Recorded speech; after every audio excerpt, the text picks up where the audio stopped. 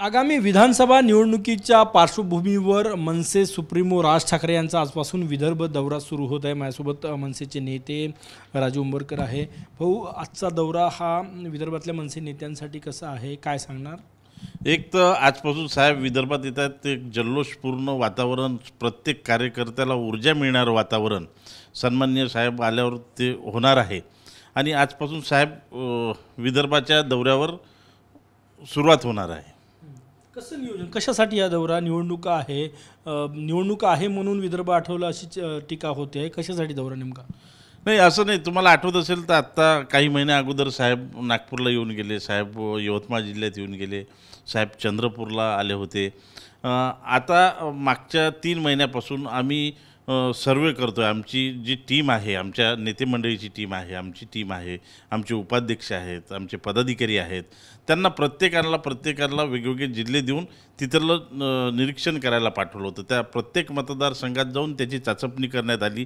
त्या मतदारसंघात आपला उमेदवार कोणता असू शकतो, कोणता होऊ शकतो, कोणता निवडून येऊ शकतो, याची परिपूर्ण आमची तयारी झालेली आहे। आणि तो रिपोर्ट आम्ही सन्माननीय साहेबांना सादर केलेला आहे। आणि त्या अनुषंगाने आता साहेब चाचपणी करण्याकरिता विदर्भाच्या दौऱ्यावर आहेत। ओएसिस फर्टिलिटीच्या तज्ञांनी IVF उपचार पद्धतीद्वारे 1 लाखांहून अधिक जोडप्यांना मातृत्व प्राप्तीचा आनंद दिला आहे। मोफत अपॉइंटमेंट बुक करण्यासाठी आजच संपर्क साधा। विदर्भात 62 विधानसभा जागा आहे। 62 ही मतदारसंघात तुम्ही चाचपणी करणार आहात का संभाव्य उमेदवाराची या दौऱ्यादरम्यान? खरं म्हणलं तर विदर्भामध्ये एक पोषक वातावरण महाराष्ट्र नवनिर्माण सेनेसाठी आहे। मी याकरिता म्हणतो की आपण जर पाहिलं असेल की प्रत्येक जिल्ह्यामध्ये जर आपण पाहाल, प्रत्येक मतदारसंघामध्ये पाहाल, एक महाराष्ट्र नवनिर्माण सेनेची चांगली मोठी फळी या विदर्भामध्ये आहे। शिवाय आजचं जर राजकारण पाहिलं, हे फोडाफोडीचं राजकारण किंवा हे विचित्र पद्धतीत ज्या प्रकारे राजकारण सुरू आहे, शेतकऱ्याकडे कुणाला मूळ प्रश्नाकडे कुणाला लक्ष नाही, शेतकऱ्यांकडे लक्ष नाही, युवा बेरोजगारांकडे लक्ष नाही, माझ्या माता भगिनीवर कुणाचं लक्ष नाही। आज जर महाराष्ट्रात आपण पाहतो तर आपण आकडा ऐकतो, अंगाला थरकाप सुटेल असा, की आपल्या इथल्या महिला मुली हजारोच्या संख्येने बेपत्ता आहेत, त्यांचा शोध लागत नाही। म्हणजे एकंदर जनतेवर कुणाचंही लक्ष नाही। अशा परिस्थितीत महाराष्ट्र संपूर्ण होरपळतो आहे। आणि त्या महाराष्ट्राला जर व्यवस्थित करायचं असेल तर ते सन्माननीय साहेब करू शकतात, हा विश्वास जनतेमध्ये आहे। मराठवाड्यात राज ठाकरे यांच्या दौऱ्याला विरोध झाला, काही आंदोलनही झाले, सुपाऱ्या फेकण्याचा प्रयत्न केला। विदर्भातही अशी समजा परिस्थिती उद्भवली तर मनसे सैनिक तयार आहे? ते तर वेळच सांगेल। विदर्भामध्ये जर असं काही झालं तर मला असं वाटतं की आमच्यावर 302 दाखल होऊ शकते। म्हणजे ह्या प्रकारचे विदर्भामध्ये आमचं संघटन आहे।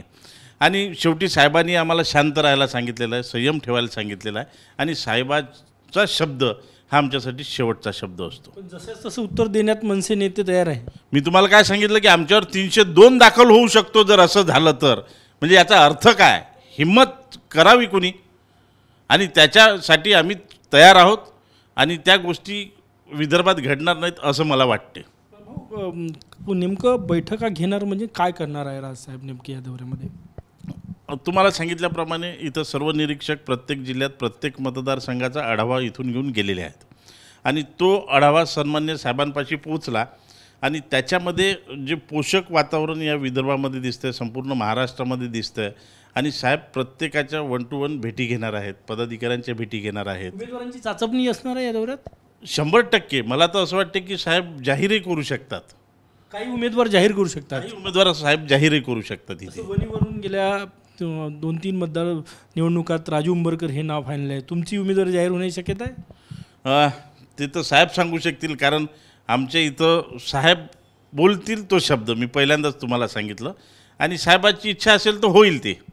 नक्कीच खूप धन्यवाद। या राज ठाकरे यांच्या आजपासून सुरू होणाऱ्या दौऱ्यात काही उमेदवारांचे नावंसुद्धा जाहीर होऊ शकतात।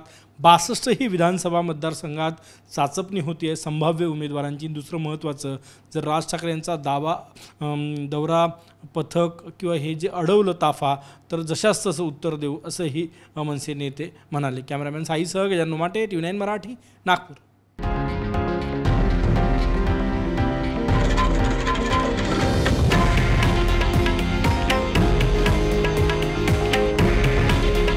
हे आहे देशातील नंबर 1 न्यूज नेटवर्क आणि आपण पाहत आहात TV9 मराठी। काळजी तुमची, हित महाराष्ट्राचं.